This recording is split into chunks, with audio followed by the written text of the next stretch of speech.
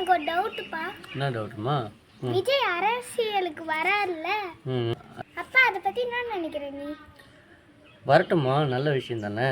எல்லாம் யார் வேணாலும் அரசியலுக்கு வரலாம், அவரும் வராரு, வரட்டுமே. சரி, ஜெயிப்பாராப்பா? ஜெயிப்பாரான்னு கேட்டால் டவுட்டு தான்மா. ஏன்ப்பா அப்படி சொல்ற? புதுசாக ஒருத்தர் வராருன்னா அவருக்கு வாய்ப்பு கொடுத்து பார்க்கலாம்ல. கரெக்டு தான். சரி, நான் ஒன்று ஒரு கேள்வி கேட்கட்டா? அப்பா வண்டி ஒன்று இருக்குல்ல, அப்பா வண்டி இருக்கு இல்லையா? ஆமாப்பா. அப்பா வண்டி ஓட்டணும் நல்லா? ஓட்டுவேப்பா. அம்மா வண்டி நல்லா ஓட்டுமா? ஓட்டு. நீ வண்டி ஓட்டுவியா? ஓட்ட மாட்டேன். சரி ஓட்டு, நான் கொடுக்குறேன். ஓட்டுவியா? எனக்கு ஓட்ட தெரியாது, கற்றுக்கிட்டா தான் ஓட்ட முடியும். அது மாதிரி தான் அவர் அரசியலுக்கு வந்து இனிமேல் கற்றுக்கினா தான் அதுக்கப்புறம் பிற்காலத்தில் அவர் எப்படி பர்ஃபார்மன்ஸ் பண்ணுறாருன்னு தெரிஞ்சதுக்கப்புறம் தான் அவர் வந்து வண்டி ஓட்டுவார். அதாவது தமிழ்நாட்டை ஆள்ற தகுதி அவருக்கு இருக்குதா இல்லையான்றது அப்போ தான் தெரியும். அப்போ அவருக்கு சிஎம் ஆகிற தகுதி இல்லைன்னு சொல்கிறியாப்பா? அப்படி சொல்லலுமா. அது மட்டும் இல்லாமல் ஒருத்தவங்க வந்துட்டு சிஎம் ஆகணும்னு முடிவு பண்ணிட்டாங்கன்னா முதல்ல வரலாறு தெரிஞ்சிருக்கணும். வரலாறுன்னு என்னதுன்னு தெரியுமா? நம்ம கடந்து வந்த பாதையே தெரிஞ்சிருக்கணும்.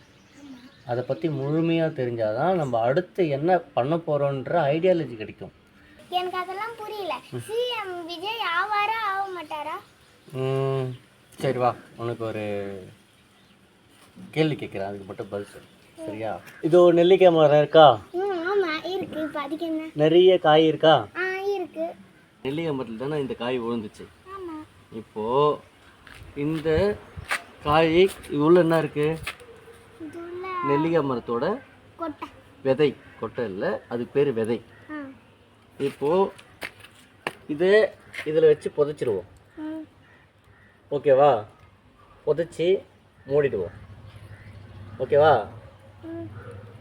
இது நாளைக்கே வளர்ந்து நாளைக்கே மறுபடியும் நெல்லிக்காய் வைக்குமா? ஏன்? ஏன்னா இப்போதானே வச்சுக்கிறேன், இன்னும் கொஞ்ச நாள் போனால். எவ்வளோ நாள் போகணும்?